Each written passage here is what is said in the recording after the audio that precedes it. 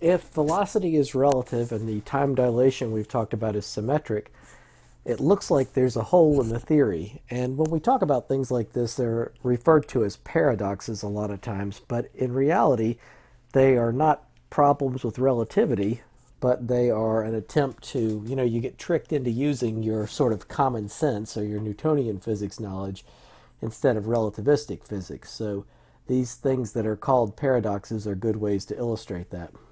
For our first example, we look at this subatomic particle called a muon, and this is basically a more massive version of an electron, and it's not something that's part of regular matter. These things are created in the upper atmosphere by cosmic rays slamming into molecules in the upper atmosphere, and they race down to Earth at relativistic speeds in the ballpark of 0.95 c.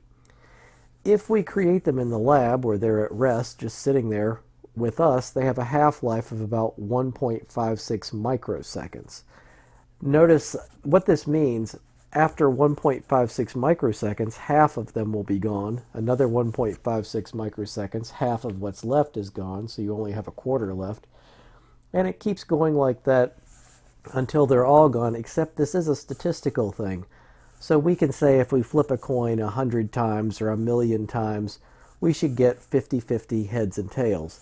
That doesn't mean anything special is happening if you flip a coin twice and get 2 heads or 2 tails. You can only use this idea with large numbers of particles. So if we only have a couple of muons, we don't really know when they'll decay. It could be a nanosecond, they both go at the same time, or it could be a year. Of course, that kind of long time isn't very likely, but it can't be ruled out. What we notice with this relativistic speed, they have a time dilation factor gamma that we can calculate, assuming 0.95 c, of about 3.2. So what this means is we say these things act like they have a half-life 3.2 times as long as they would in the laboratory, and that's about 5 microseconds.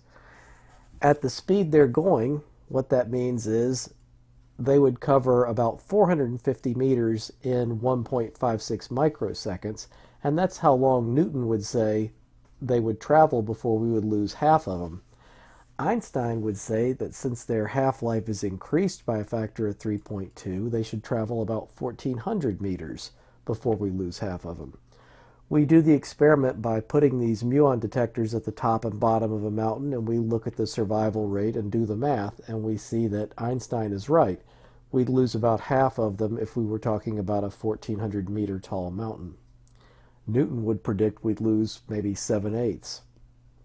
So our paradox, our apparent paradox, is how do the muons, or if you've got someone traveling with the muons, if you don't like the idea of intelligent subatomic particles, how do the muons explain their long lives? As far as they're concerned, they're at rest and the Earth is racing towards them, and there's nothing about that that should change their time. What fixes this is the muons say the mountains on Earth are really smaller by a factor of gamma than we say. And this is called the Lorentz contraction. It says that when you measure things as being shorter in their direction of motion by the same factor that we used before. So if we say our mountain is 1,400 meters tall, and that's why the muons with the long half-life, relativity is what gives them the longer half-life, and half of them make it to the bottom. The muons say the reason is the mountain is only 440 meters tall, and they have a normal half-life. So just like you always see the other person's clock moving slower than yours, you always see their meter sticks in the direction of motion as being less than 1 meter. This leads to what's the next apparent paradox, and this is probably the craziest one in relativity. If we start off with identical twins, and we're going to use babies so that we can set their initial ages to 0 just to be lazy, usually what we do is we say one twin stays on the Earth and one twin gets in a rocket. We don't have to have the Earth involved here. We could just have one rocket sitting there near the Earth and another rocket that's actually traveling to the star. Remember, the acceleration part of the rocket has already happened because we want an inertial frame. Sometimes what we do instead of saying there's a single rocket is we act like there's a train of rockets and we drop one of the twins on one of the cars of this train and it's heading out to this star. The other twin is just hanging out here in space near the Earth, or actually on the Earth. So what we do, we can handle accelerations with special relativity, but it's kind of a pain, so it's a lot easier to just have it be instantaneous acceleration, however painful that would be. What we do is we say twin A stays on the Earth and twin B goes on a rocket train. We have a star that's 10 light years from Earth as we measure it, and it's in our reference frame, so in other words, it's not moving with respect to Earth. We know that a 10 light year distance, it would take light 10 years to travel it. That's where it gets the name. And any rocket has to go slower than the speed of light, so it'll have to take more than 10 years. If we say the rocket train is moving at this speed of 0.994987 c relative to the Earth and relative to the star, we can then figure out its gamma factor, and it'll be exactly 10. Sometimes you see this beta used, and that is velocity as a fraction of the speed of light. We use the same thing when we talk about Mach number for speed of sound. Here we could just write beta is 0.994987. Anyway, we get a gamma of 10. So this tells us the twin that stays home on the Earth says it will be 10 divided by beta years before the rocket reaches the star. Since the rocket's going so close to C, that's about 10.05 years. Now, the earthbound twin is going to say time goes slower for that traveling twin, so he says his twin will only be about a year older, or 1 year old total, when he reaches that star. So again, the guy on the Earth says, I'll be 10 years old when the rocket reaches the star. My twin on the rocket will only be just over 1 year old.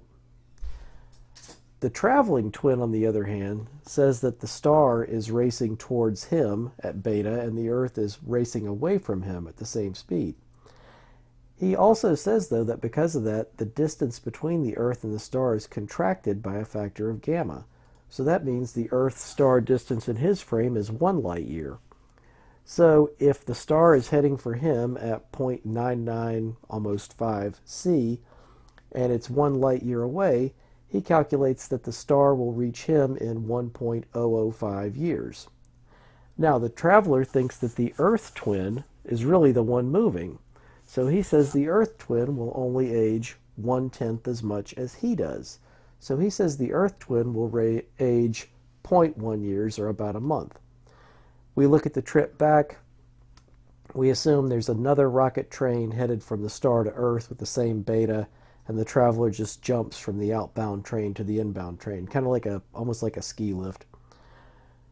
If we assume the turnaround is instantaneous, and again that's out of laziness, the Earth twin will say the total trip will be 2 times 10 light years over beta, or about 20.1 years, and the Earth twin says the rocket twin will only be 2.01 years older, while the Earth twin will be 20 years older.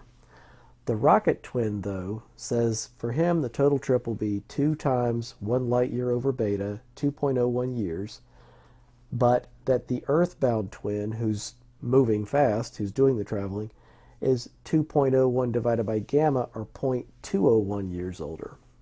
So notice both twins agree that what we'll call the traveling twin will be 2.01 years older when they get back together, but they disagree about whether the Earth twin is going to be 0.2 years older or 20 years older. This is the apparent paradox, because we've said that if we have 2 inertial observers in relative motion, they each have an equal right to claim they're not moving, but both twins in this case can't be correct. It turns out that the twin on the Earth is right, but it doesn't have anything to do with Earth. The reason he's right is he was inertial the whole time. The traveling twin would have had to have extreme acceleration events, not just getting up to speed leaving Earth, but also changing trains at the star. He changes inertial reference frames, so we can't trust his claim for elapsed time on the trip. This is kind of like the way we had different coordinate systems last semester. If we have a block on an inclined plane, we could set our coordinates to be horizontal or vertical, like we had in the past, or we could set them to be along the plane and perpendicular to the plane.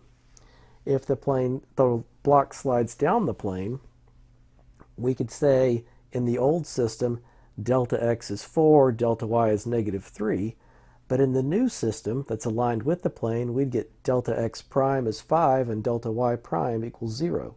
So they completely disagree on the individual components, the x and y pieces. What they have to agree on, though, is the length.